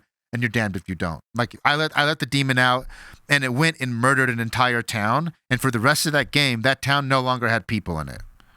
It's a ghost town. Yeah. So this is like the Dragon Age Origins approach, right? Yeah. It's like let the consequences of the actions speak for themselves. Okay, yeah. I haven't played Origins. I've only played Inquisition. I don't like Inquisition.